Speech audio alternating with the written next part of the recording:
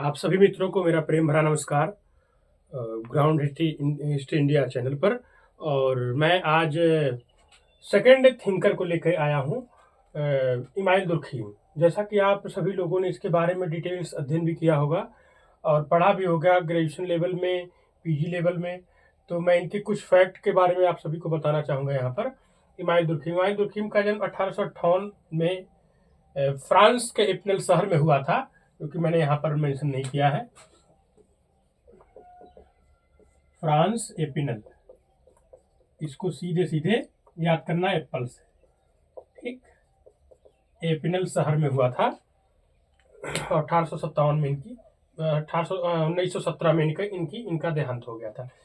और इन्होंने इनका जो योगदान रहा समाज शास्त्र में, इतनी चीजों को लेकर रहा: पद्धति शास्त्र, सामाजिक तथ्य की अवधारणा, सामूहिक प्रतिनिधानों की अवधारणा, सामाजिक एकता का सिद्धांत, समाज में श्रम विभाजन, आत्महत्या का सिद्धांत, धर्म का सिद्धांत, विसंगति की अवधारणा।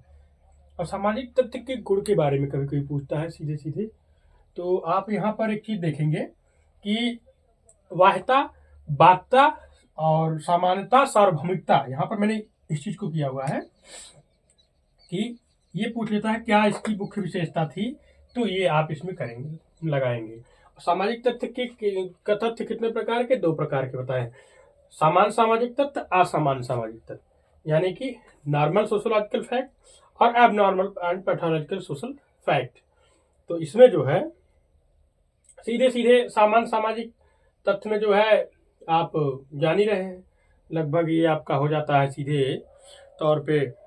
अगर कह लिया जाए कि सामाजिक तथ्य जो समाज की स्थिरता एवं निरंतरता को अपना सकारात्मक योगदान देता है, जैसे डकैती, चोरी, हत्या, लूट आदि, ये सब क्या है? सामान्य जो है सामाजिक तथ्य है। लेकिन असामान्य सामाजिक तथ्यों में इन सारी चीजों को लेके क्या होता है कि जब इसकी दर, यानी कि जब समाज में आपराधिक क्रियाएं अधिक होने लगे और इनका समय रहते उपचार न किया जाए, तो इससे प्रतिमानहीनता की स्थिति आ जाती है। जैसे आत्महत्या की दर, तीव्र जनसंख्या वृद्धि। आत्महत्या क्या है? आत्महत्या अगर देखा जाए एक सामान्य घटना के तौर पे, लेकिन इसकी दर जब अगर बढ़ जाए आत्महत्या की, तो ये आपका एबनॉर्मल पैथोलॉजिकल सोशल फैक्ट के अंतर्गत आएगा, असामान्य घटना के तौर पे। और मैंने कुछ इंपॉर्टेंट बुक लिखी हुई है, इसमें कभी कभी ये पूछ लेता है कि जैसे कि एग्जाम्पल देता है चोरी, डकैती, ये सब क्या है, तो आपका सामान्य सामाजिक तत्व में आ जाता है। असामान्य सामाजिक तत्व में जैसे किसी चीज की दर का वृद्धि होना या बढ़ना, तो ये असामान्य सामाजिक में आ जाता है। इसका एग्जाम्पल दे के इन 2 चीजों को पूछता है, तो आप यहाँ पर ध्यान देंगे। बुक्स के बारे में है इमाइल दुर्खीम की पुस्तक है the division of labour in society, 1893, the rules of sociological method 1895, the suicide 1897, elementary forms of religious life 1912। अब ये सारी चीजें तो लगभग लोग जानते थे। इसका स्क्रीनशॉट आप लेना चाहें तो एक बार ले सकते हैं, जिससे अगर किसी चीज को मैं रफ करूं तो दोबारा नहीं ये ना रहे कि आपके पास से ना रहे। तो एक बार क्या हुआ नेट में इस परीक्षा, आफ्टर दैट, यानी कि इमाइल दुर्खीम की मृत्यु के बाद कौन सी पुस्तक पब्लिश की हुई, तो यहाँ पर sociology of education 1922, sociology of philosophy 1924, moral education 1925। उसमें कूट में आपको दिया था, ये भी पुस्तकें थी और ये भी पुस्तकें थी। जो पुस्तकें आपको उसमें नहीं थी वो आपको करना था, तो ये ध्यान रखेंगे। और भी पुस्तकें हैं इसमें जो है,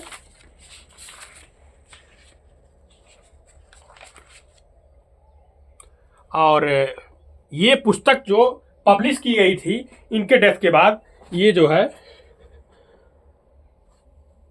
आपके जो इनकी पत्नी है लुई ड्रेफस, इनकी पत्नी का नाम, इमाइल दुर्खीम की पत्नी का नाम लुई ड्रेफस था। लुई ड्रेफस ने इमाइल दुर्खीम की मृत्यु के बाद इन पुस्तकों को पब्लिश करवाया, और पत्नी लुई ड्रेफस के मृत्यु के बाद अन्य स्रोतों के द्वारा कुछ पुस्तकें प्रकाशित हुई। यहाँ पर जगह थोड़ी कम है, अभी इसको रफ करूंगा तो मैं उसको बता दे रहा हूं, ऐसे ओरली मैं बता दे रहा हूं आपको। द सोशलिज्म 1928 में पुस्तक पब्लिश हुई। ये उनकी पत्नी लुई ड्रेफस की मृत्यु के बाद हुई थी। The evolution of pedagogy in France 1938 में हुई थी। लेक्स डी सोशियोलॉजी 1930 में हुई थी। ये उनकी पत्नी लुई ड्रेफस की मृत्यु के बाद हुई थी। और उनकी पहली पुस्तक थी the division of labour in society. इस पुस्तक पे उनको पीएचडी की उपाधि, डॉक्टरेट की उपाधि प्राप्त करने के लिए शोध रिसर्च किया गया था, the division of labour in society. तो ये हो गया। अब सामाजिक एकता का सिद्धांत। सामाजिक एकता का सिद्धांत में स्वावलंबी समाज, यांत्रिक समाज। अब इसमें स्वावलंबी समाज में क्या पूछ लेता है, स्वावलंबी समाज में कौन से प्रकार के कानून लागू होते हैं? तो प्रतिकारी क्षतिपूरक कानून, इसकी इंग्लिश याद करना, रेस्टिट्यूटिव लॉ होता है। और यांत्रिक समाज यानी मैकेनिकल सोसाइटी में दमनात्मक कानून, रिप्रेसिव लॉ होता है। यानी कि उंगली के बदले उंगली, अगर एक उंगली आपकी काटी गई है तो उसकी भी एक उंगली काटी जाएगी। क्या हो गया? ये दमनात्मक कानून हो गया। और प्रतिकारी कानून, क्षतिपूरक कानून, मतलब उसके बदले और भी कुछ दंडात्मक विधान जो नियुक्त किए गए थे वो होते। और ये सिद्धांत, सामाजिक एकता का सिद्धांत, ये एक बार पूछ लिया था किसमें हुआ था, तो मैंने शॉर्ट में लिख दिया doll, DOL, doll, division of labour in society. ठीक है, तो इसको आप याद रखेंगे ये चीज। और भी कुछ चीजें हैं तो उसको भी मैं बता देता हूं, कुछ चीजें लिखकर ही बता देता हूं, क्योंकि ढेर सारी चीजें हैं तो एक बार में नहीं आ पाती हैं तो ब्लैक बोर्ड पे। तो कोशिश ये रहती है हमारी कि आप सबको जितना ज़्यादा से ज़्यादा बेहतर से बेहतर मैं बताने का प्रयास करता हूं। और अगर किसी भी प्रकार की कोई भी इसमें गलत लगता है कोई भी चीज़, तो आप उसको कमेंट के माध्यम से बता सकते हैं। इसमें घबराने की कोई बात नहीं है। ये एजुकेशन फील्ड है, पूर्णतः सर्वज्ञ नहीं होता कोई भी किसी भी चीज़ के लिए। अगर कह दे कि मैं पूर्ण हो गया हूं तो यह मानने योग्य बात नहीं है मित्रों। तो हमें किसी चीज के लिए निराश, उदास, हताश होने की आवश्यकता नहीं है। मैं इस प्लेटफॉर्म पर, ग्राउंड हिस्ट्री इंडिया के माध्यम से आप सबको बेहतर से बेहतर वो कंटेंट या वो मैटर यहाँ पर मैं दूंगा। बेशक मेरे पास डिजिटलाइजेशन का मतलब सिस्टम नहीं है, लेकिन व्हाइट बोर्ड के माध्यम से आपको बेहतर कंटेंट और मैटर यहाँ पर लिख के पढ़ाऊंगा और बताऊंगा और दूंगा भी। तो इसमें जैसा कि मैंने बताया था, और कुछ इसमें एक पुस्तक इनकी है जो लुई ड्रेफस की मृत्यु के बाद पब्लिश हुई थी, मॉन्टेस्क एंड रूसो 1953 में हुई थी। अब बहुत ज़्यादा इसमें डिटेल्स में नहीं बताऊंगा, क्योंकि डिटेल्स बताने में जो है समय चला जाएगा ज़्यादा। जो इम्पोर्टेंट चीज़ें हैं मैं उन सारी चीज़ों को आप सभी को बताऊंगा यहाँ पर। ठीक,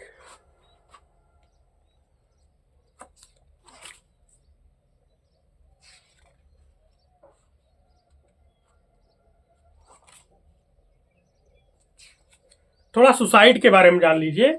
जो इनकी पुस्तक थी, कभी कभी फ्रेंच में देता है ली सुसाइड करके, ली सुसाइड। ठीक है, ये फ्रेंच लैंग्वेज में जो सुसाइड का ही वो ये है, उसी का इंग्लिश वर्जन है सुसाइड है। ठीक है, ये तो इसमें 4 प्रकार की आत्महत्या की बात करते हैं। ये मूलतः जो इमाम दुर्खीम की पुस्तक है उसमें मुख्य 3 ही है, मुख्य 3 प्रकार की है। 3 प्रकार की आत्महत्या के बारे में इन्होंने बताया है। ठीक, तो पहला आपका ईगोइस्टिक। ठीक, ईगोइस्टिक इसको बोलते हैं, एक और भी है इसमें,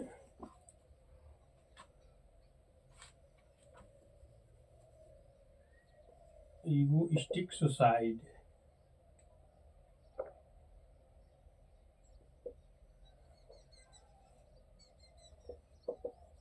ईगोइस्टिक सुसाइड हो गया।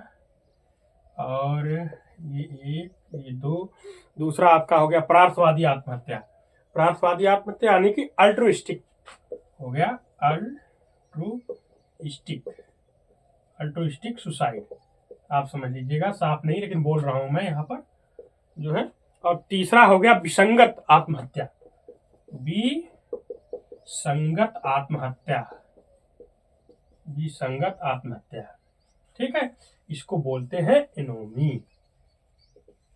ठीक, एनोमिक सुसाइड।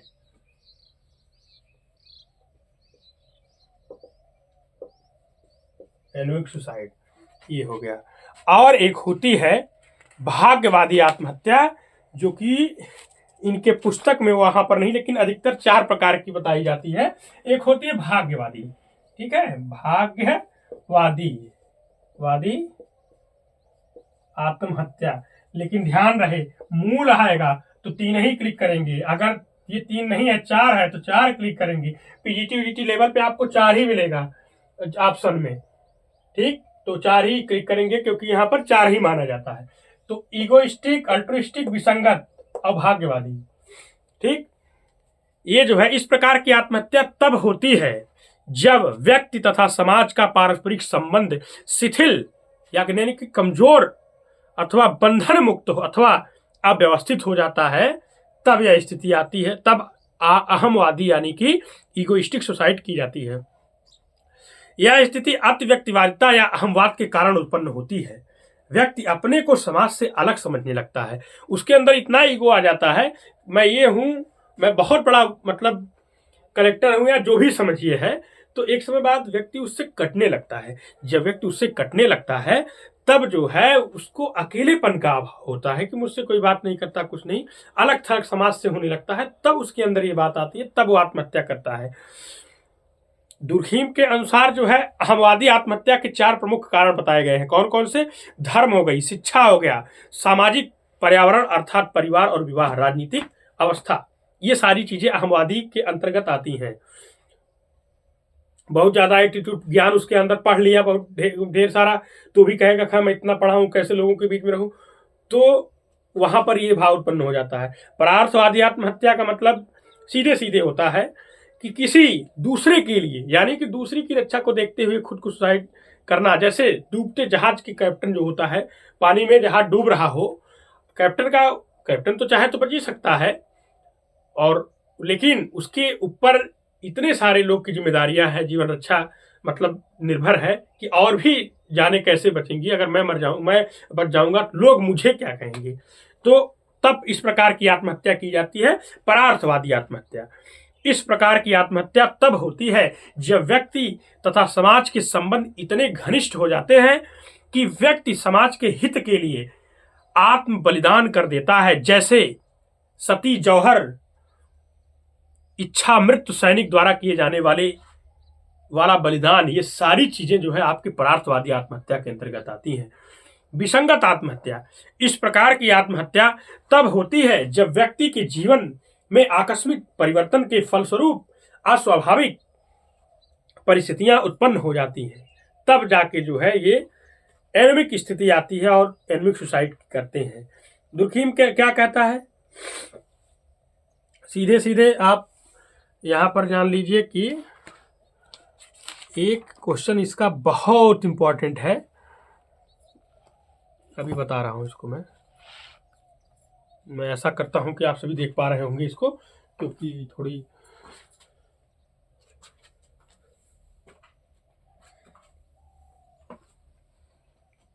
तो जो आदर्श शून्यता या प्रतिमानहीनता की बात, यह पूर्णतः औद्योगिक या आधुनिक समाज की विशेषता है। इसमें समाज की नियंत्रणकारी शक्तियां निष्प्रभावी हो जाती हैं। जैसे किसानों द्वारा की जाने वाली आत्महत्या, व्यापार में घाटा होने पर व्यापारी द्वारा आत्महत्या, ये सभी एनोमी यानी आदर्श शून्यता या प्रतिमानहीनता की आत्महत्या कहलाती है।